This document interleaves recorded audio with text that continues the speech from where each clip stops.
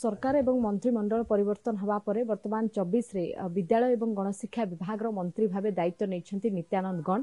आज आम सहित अच्छी सीधासलख आलोचना करबा राज्य रे शिक्षा व्यवस्था एवं शिक्षा रो जो परिस्थिति अछि ताकू नेकी कोन बड़ चैलेंज रहइबो एवं केमती आह्वानमूलक भाव रे से काम करिवे एवं कोन मुख्य मुद्दा तांको पई रहिछि जे राज्य रे एई परिवर्तन हुए तो विद्यालय और गणशिक्षा विभाग अधीन रे से आनी पारंती। सर आपन को स्वागत प्रथमे अर्गस तरफ रु।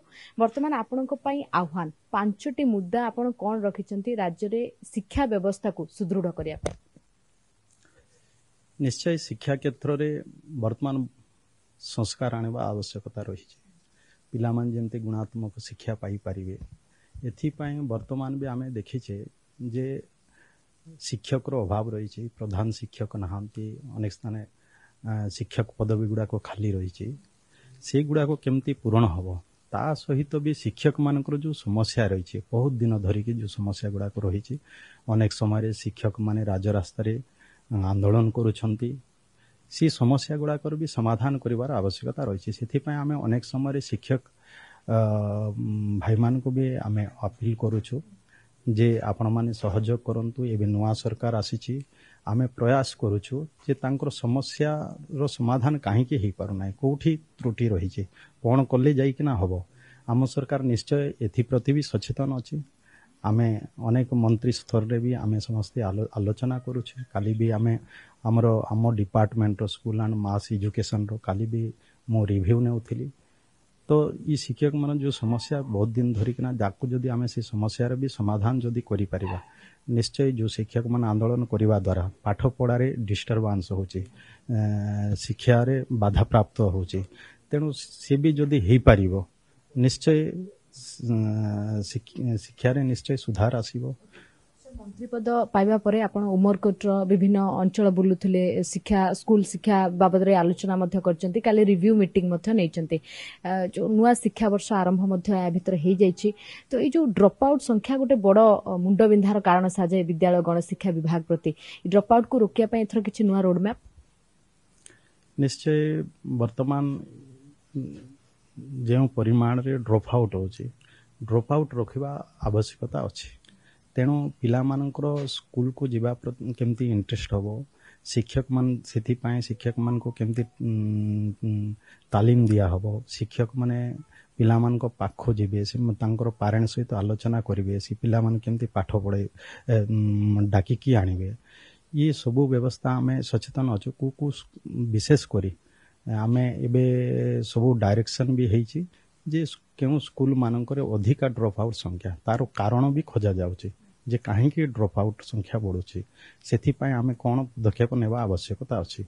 एथि पई भी आमे वर्तमान जे भଳି भाबरे ड्रॉप आउट बढ़ुची ता पई निश्चय आम समय रे आमे तार पई कारण खोजुछु एवं आगामी दिन रे ताको केमति समाधान करि परिबो सेथि पई भी आमे सचेतन रहउछु। एमती अनेक देखंतु आज ड्रॉप आउट बढ़िबार आउ भी गोटे गत दिन रे सरकार अनेक प्राइमरी स्कूल गुडा को एनपीएस गुडा को जुगुडा को बंद करि दै छथि। बंद करिबा फल रे जो माने दूर स्थान को जो पिला माने छोटो पिला माने से माने जाई पारु नाहंती से स्कूल गुडा को भी पुनर्बार केंद्र कार्यक्षम हबो जो गुडा को इलिजिबल अछि। आमे काली भी मीटिंग रे आलोचना करिचे जे स्कूल गुडा को इलिजिबल हबो जोठी के पिला अछंती से पिला मान दूर स्थान को जाई पारु नाहंती से भली स्कूल जो बंद हो जाइए ताको पुनर्बार केमती खोलिबा व्यवस्था हबो सेथि पई भी आमे आलोचना करूचे।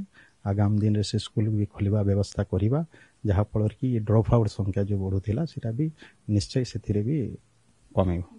रूरल अंचल देखा जाए अधिकांश छात्र छात्री पाठ पढ़ती नहीं ड्रॉप आउट होती विभिन्न कारण थाए आपण अनेक समय देखिथिबे पॉइंट आउट आमे बाहर करछु तो रूरल अंचल रे आपण केमती देखिबे शिक्षा व्यवस्था छात्र छात्री बाहर को जिबा दादन खटिबा ए समस्या मध्ये पूर्व सरकार रे आसीची याकू केमती देखिबे आपण निश्चय एथि पय अनेक कारण गुडा को रहिची जेहेतु तो एक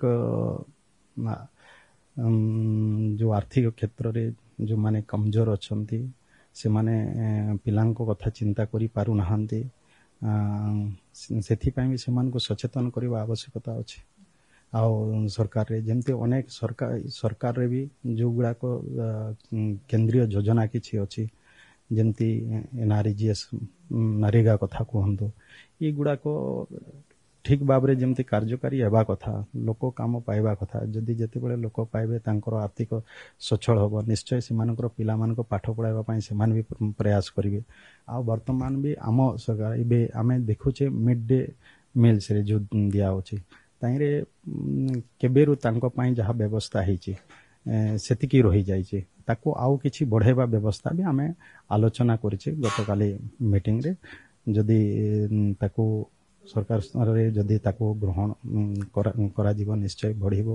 ପିଲାମାନେ ଅଧିକା ଖାଇବାକୁ ବି ପାଇବେ, ସ୍କୁଲକୁ କେମିତି ପିଲାମାନେ ଆକର୍ଷିତ ହେବେ, ଏସବୁ କଥା। ସରକାରରେ ଆପଣମାନେ ମଧ୍ୟ 5T କୁ ବଡ଼ ଜୋରରେ ବିରୋଧ କରିଥିଲେ। 5T ର ଡେଭଲପମେଣ୍ଟାଲ ୱାର୍କ ଯାହା ହେଇଥିଲା ତାହା କେବଳ ରଙ୍ଗ କାନ୍ଥ ବାଡ଼ରେ ସୀମିତ ହୋଇଥିଲା ବୋଲି ପୂର୍ବ ସରକାରରେ ଆପଣମାନେ ବିରୋଧ କରିଥିଲେ। ଯେତେବେଳେ ଆଜି ଦାୟିତ୍ୱ ପାଇଛନ୍ତି 5T ବିଭାଗ ଗୋଟେ ବଡ଼ ବିଭାଗ, ତେଣୁ ତାକୁ ହଟାଯିବ ନା ତାକୁ ଡେଭଲପମେଣ୍ଟ ୱାର୍କରେ ଗଣାଯିବ ଆପଣଙ୍କ ପାଇଁ ବଡ଼ ଚ୍ୟାଲେଞ୍ଜ ହୋଇପାରେ। ନିଶ୍ଚୟ ଯେଉଁ 5T ନାଁରେ ସରକାରୀ ଯୋଜନା ଠିକ୍ ଭାବରେ କାର୍ଯ୍ୟକାରୀ ହେବା କଥା, କିନ୍ତୁ ଦେଖାଦେଇଛି ଗତ ଦିନରେ ଯେଉଁ 5T ଯେଉଁ ସ୍କିମ୍ ଥିଲା ଗତ ସରକାରର, କିନ୍ତୁ ସେଇଟା ଠିକ୍ ଭାବରେ କାର୍ଯ୍ୟକାରୀ ହେଇନି। ଗୋଟେ ଗୋଟେ ଜାଗାରେ ଅଧପନ୍ତିରିଆ ହେଇଛି, କୌଣସି ଜାଗାରେ କେବଳ ମାତ୍ର ରଙ୍ଗ ଦିଆ ହେଇକିନା ଟଙ୍କା ହଡ଼ପ ଦିଆଯାଇଛି। ଏମିତି ଅନେକ କଥା ରହିଛି।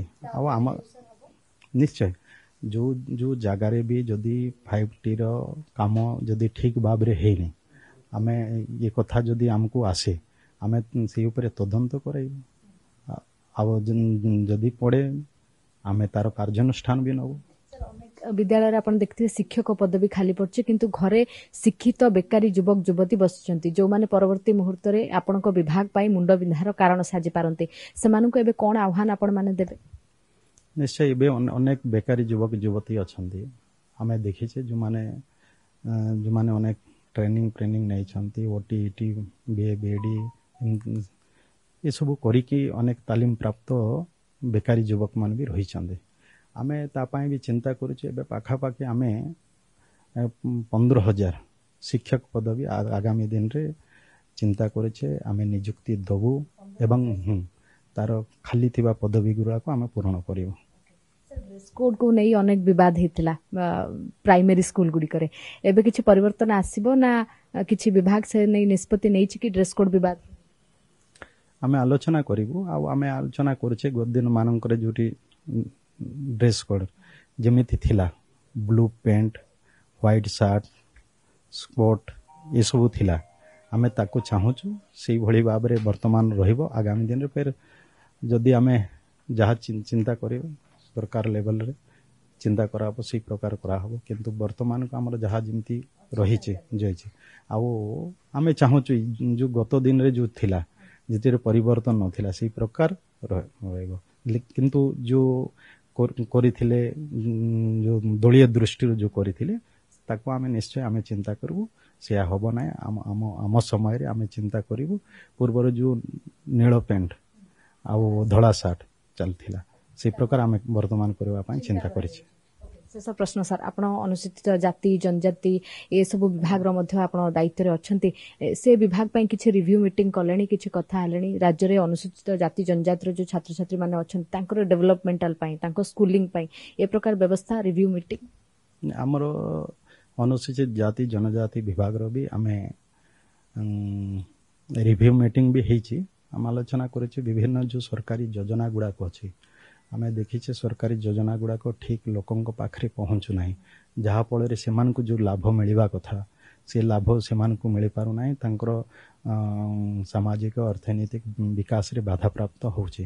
ତେଣୁ ଆମେ ନିଶ୍ଚୟ ଚିନ୍ତା କରୁଛୁ, ମୁଁ ରିଭ୍ୟୁ କରିଛି ଯେଉଁ ଯୋଜନା ବି ଅଛି ସେ ଯୋଜନା ଠିକ୍ ଲୋକଙ୍କ ପାଖରେ କେମିତି ପହଞ୍ଚିବ, ତାର ଆମର ଯେମିତି ହଷ୍ଟେଲ ସ୍କୁଲ ଗୁଡ଼ାକ ଠିକ୍ ଭାବରେ କେମିତି ପରିଚାଳନା ହେଇପାରିବ, ପିଲାମାନେ ଠିକ୍ ଖାଇବା ପିଇବା କେମିତି ପାଇପାରିବେ, ସେଠି ପାଠ ପଢ଼ା ପାଇଁ ଠିକ୍ ବ୍ୟବସ୍ଥା କେମିତି ହେବ, ଶିକ୍ଷକମାନେ ଠିକ୍ ସେ କେମିତି ପଢ଼େଇବେ, ଶିକ୍ଷକ ପଦବୀ ଗୁଡ଼ାକ ଯେଉଁଟା ବି ଖାଲି ଅଛି କୌଣସି ଜାଗାରେ ହଷ୍ଟେଲର ଯେଉଁ ଆବଶ୍ୟକତା ରହିଛି ହଷ୍ଟେଲ ସ୍କୁଲ ଗୁଡ଼ାକର ସେଇଟା ବି, ତା ସହିତ ବି ଆମର ଯେଉଁ ଅଛି ସଂଖ୍ୟାଲଘୁ ପଛୁଆ ବର୍ଗ ବିଭାଗ ବି ମୋ ସହିତ ରହିଛି।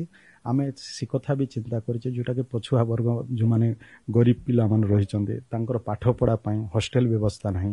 ଆଗାମୀ ଦିନରେ ସେ ଗରିବ ଯେଉଁ ପଛୁଆ ବର୍ଗ ପିଲାମାନେ ସେମାନଙ୍କର ପିଲାମାନେ ବି ହଷ୍ଟେଲରେ ରହି କେମିତି ପାଠ ପଢ଼ିବେ ତା ପାଇଁ ବି ଆମେ ବ୍ୟବସ୍ଥା କରିବୁ। ଦାୟିତ୍ୱ ନେବା ପରେ ଏଇ ଯୋଉ ରିଭ୍ୟୁ ମିଟିଂ କରୁଛନ୍ତି ରାଜ୍ୟରେ ବଡ଼ ସଂସ୍କାର ଶିକ୍ଷାର ପରିବର୍ତ୍ତନ ଆଣିବା ପାଇଁ ଗୋଟେ ସଂକ୍ଷିପ୍ତରେ କେମିତି ଦେଖୁଛନ୍ତି ଶିକ୍ଷା ବ୍ୟବସ୍ଥାକୁ ଏବେ ରାଜ୍ୟରେ? ନିଶ୍ଚୟ ବର୍ତ୍ତମାନ ରାଜ୍ୟରେ ଯୋଉ ଶିକ୍ଷା ବ୍ୟବସ୍ଥା ଅଛି ଶିକ୍ଷା ବ୍ୟବସ୍ଥାକୁ ସୁଧାର ଆଣିବା ଆବଶ୍ୟକତା ରହିଛି। ଯେମିତି କହିଲେ ବିଭିନ୍ନ ଯେମିତି ଶିକ୍ଷକ ପଦବୀ ଗୁଡ଼ାକ ହଉ ଯୋଉ ଖାଲି ପଡ଼ିଛି ସେଗୁଡ଼ାକ ଶିକ୍ଷକମାନଙ୍କର ଯୋଉ ଦୀର୍ଘ ଦିନ ଧରି ଯୋଉ ସମସ୍ୟା ରହିଛି ତାକୁ ବି ସେ ସମସ୍ୟାକୁ ବି ସମାଧାନ କରିବା ଆବଶ୍ୟକତା ଅଛି। ଏମିତି କିଛି ଯଦି ଆମେ ଆଉ ଇନଫ୍ରାଷ୍ଟ୍ରକ୍ଚର କ୍ଷେତ୍ରରେ ବି ଅନେକ ଜାଗାରେ ସ୍କୁଲ ବିଲ୍ଡିଂ ନାହିଁ କି ଇଲେକ୍ଟ୍ରିଫିକେସନ୍ ନାହିଁ, ୱାଟର ସପ୍ଲାଏର ବ୍ୟବସ୍ଥା ନାହିଁ, ଏ ସବୁ ବିଷୟ ରହିଛି ତାକୁ ଠିକ୍ ଭାବରେ କାର୍ଯ୍ୟକାରୀ କରିବାର ଆବଶ୍ୟକତା ଅଛି।